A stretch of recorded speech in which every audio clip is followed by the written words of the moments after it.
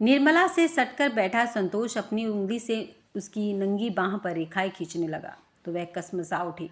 जिंदगी में पहली बार उसने किसी मर्द की इतनी प्यार भरी छुअन महसूस की थी।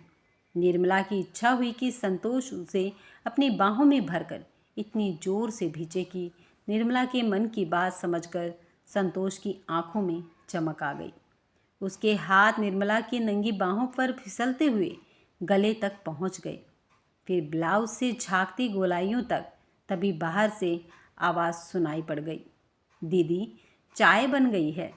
संतोष हड़बड़ाकर निर्मला से अलग हो गया, जिसका चेहरा एकदम तमतमा उठा था, लेकिन मजबूरी में वह होठ काट कर रह गई। नीचे वाले कमरे में छोटी बहन उषा ने नाश्ता लगा रखा था। चाय नाश्ता करने के बाद संतोष ने उठते हुए कहा, अब मैं चलता हूँ, इजाज़त है। कल आऊँगा, तब खाना खा लूँगा।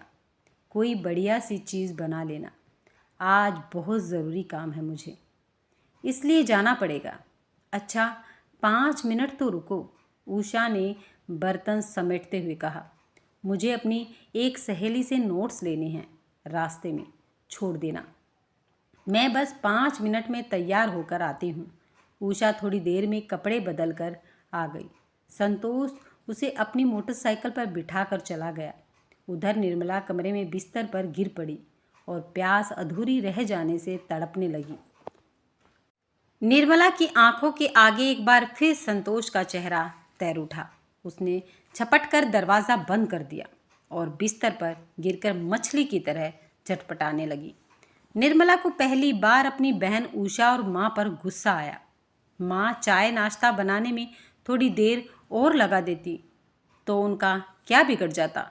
उषा कुछ देर उसे और न बुलाती तो निर्मला को वह सब कुछ ज़रूर मिल जाता जिसके लिए वह कब से तरस रही थी।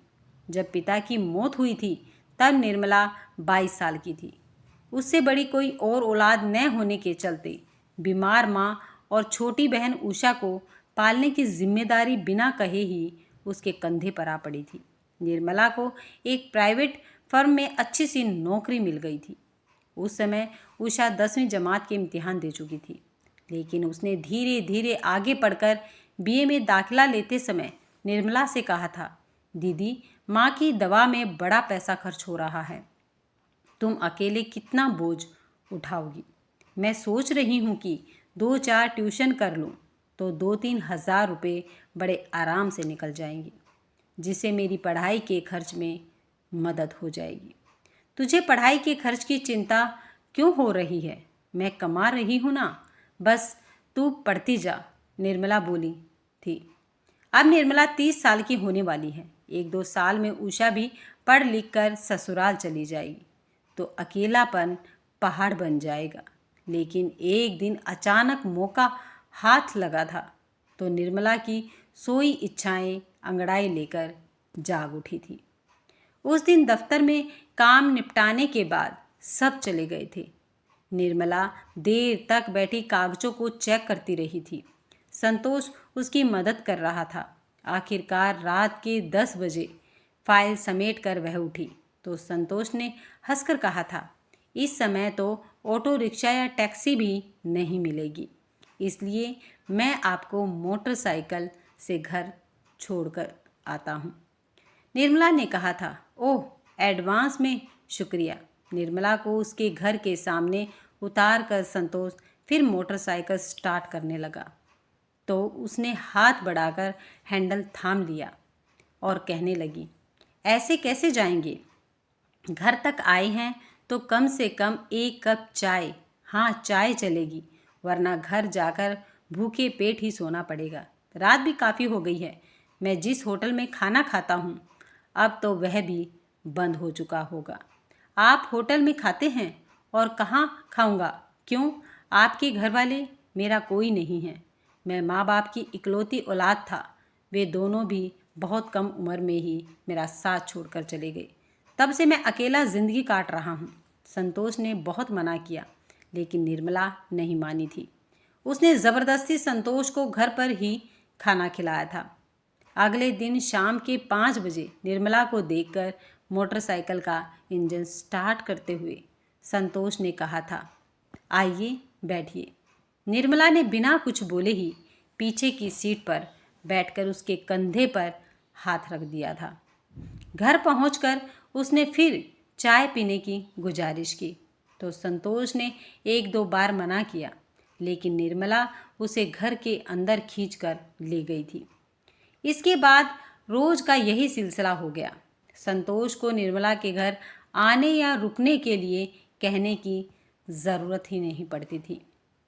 खासतौर से छुट्टी वाले दिन तो वह निर्मला के घर पड़ा रहता था।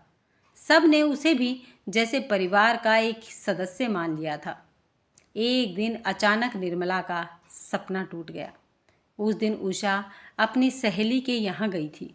दूसरे दिन उसका इम्तिहान था, इसलिए वह घर पर बोलकर गई थी कि रात भर सहेली के साथ ही पढ़ेगी, फिर सवेरे उधर से ही इम्तिहान देने यूनिवर्सिटी चली जाएगी।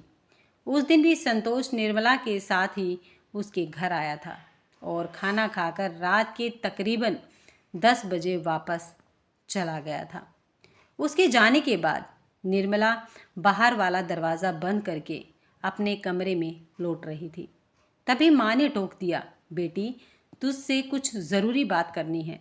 निर्मला का मन धड़क उठा। माँ के पास बैठकर आंखें चुराते हुए उसने पूछा, क्या बात है माँ? बेटी संतोष कैसा लड़का है? वह तेरे ही दफ्तर में काम करता है, तू तो उसे अच्छी तरह से जानती होगी। निर्मला एकाएक कोई जवाब नहीं दे सकी।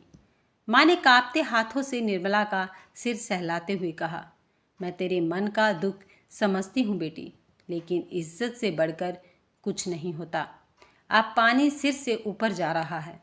इसलिए निर्मला एकदम तिलमिला उठी। वह घबरा कर बोली, ऐसा क्यों कहती हो माँ?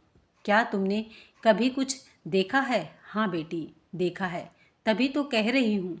कल जब तू बाजार गई थी तब 2 घड़ी के लिए संतोष आया था। वह उषा के साथ कमरे में था। मैं भी उनके साथ बातचीत करने के लिए वहाँ पहुँची, लेकिन दरवाजे पर पहुँचते ही मैंने उन दोनों को जिस हालत में देखा, निर्मला चिल्ला पड़ी। माँ और वह उठकर अपने कमरे की ओर भाग गई। निर्मला के कानों में माँ की बातें गूंज रही थी। उसे विश्वास नहीं हुआ कि माँ को ज़रूर धोखा हो गया है। ऐसा कभी हो ही नहीं सकता, लेकिन यही हो रहा था। अगले दिन निर्मला दफ्तर गई ज़रूर, लेकिन उसका किसी काम में मन नहीं लग रहा था। थोड़ी देर के बाद ही वह सीट से उठी। उसे जाते देख संतोष ने पूछा, क्या हुआ, तबीयत ठीक नहीं है क्या? निर्मला ने भर्राई आवाज़ में कहा, मेरी एक खास सहेली बीमार है, मैं उसे ही देखने जा रही हूँ। कितनी देर में लौटेंगी? मैं उधर से ही घर चली जाऊँगी। बहाना बनाकर निर्मला जल्दी से बाहर निकल गई। ऑटो रिक्शा करके वह सीधे घर पहुँची। माँ दवा खाकर सो रही थी। उषा शायद अपने कमरे में पढ़ाई कर रही थी। बाहर का दरवाज़ा अंदर से बंद नहीं था। इस लापरवाही पर उसे गुस्सा तो आया, लेकिन बिना कुछ बोले चुपचाप दरवाज़ा बंद करके वह ऊपर अपने कमरे में चली गई। इसके आधे घंटे के बाद ही बाहर मोटरसाइकिल के रुकने की आवाज़ सुनाई पड़ी। निर्मला को समझते देर नहीं लगी कि ज़रूर संतोष आया होगा। निर्मला कब तक अपने को रोकती? आखिर नहीं रहा गया तो वह दबे पैर सीढ़ियाँ उतरकर नीचे पहुँची। माँ सो रही थी। वह बिना आहट किए उषा के कमरे के सामने जाकर खड़ी हो गई और दरवाजे की एक दरार से आंख सटाकर झांकने लगी।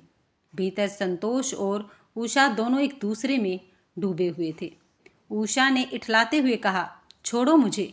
कभी तो इतना प्यार दिखाते हो और कभी ऐसे बन जाते हो जैसे मुझे पहचानते ही नहीं हो। संतोष ने उषा को प्यार जताते हुए कहा, वह तो तुम्हारी दीदी के सामने मुझे दिखावा करना पड़ता है। उषा ने हंसकर कहा, बेचारी दीदी कितनी सीधी है, सोचती होगी कि तुम उनके पीछे दीवाने हो। संतोष उषा को प्यार करता हुआ बोला, दीवाना तो हूँ, लेकिन उनका नहीं, तुम्हारा। कुछ पल के बाद वे दोनों वासना के सागर में डूबने उतरने लगे। निर्मला होठों पर दांत गड़ाए अंदर का नज़ारा देखती रही। फिर एकाएक उसकी आंखों में बदले की भावना कौंध उठी। उसने दरवाज़ा थपथपाते हुए पूछा, संतोष आए हैं क्या? चाय बनाने जा रही हूँ। संतोष उठने को हुआ तो उषा ने उसे भींच लिया। रुको संतोष, तुम्हें मेरी कसम, पागल हो गई हो? दरवाजे पर तुम्हारी दीदी खड़ी है। और संतोष ज़बरदस्ती उठकर कपड़े पहनने लगा। उस समय उषा की आंखों में प्यार का एहसास देखकर एक पल के लिए निर्मला को अपना सारा दुख याद आ गया। माँ के कमरे के सामने नींद की गोलियां रखी थी। उन्हें समेट कर निर्मला रसोई घर में चली गई। चाय छानने के बाद वह एक कप में ढेर सारी नींद की गोलियां डालकर चम्मच से हिलाती रही। फिर ट्रे में उठाए हुए बाहर निकल पड़ी थी। संतोष ने चाय पीकर उठते हुए आंखें चुराकर कहा, मुझे बहुत तेज़ नींद आ रही है, अब चलता हूँ, फिर मुलाकात होगी। इतना कहकर संतोष बाहर निकला और मोटरसाइकिल स्टार्ट करके घर के लिए चला गया। दूसरे दिन अखबारों में एक खबर छपी थी। कल मोटरसाइकिल पेड़ से टकरा जाने से एक नौजवान की दर्दनाक मौत हो गई।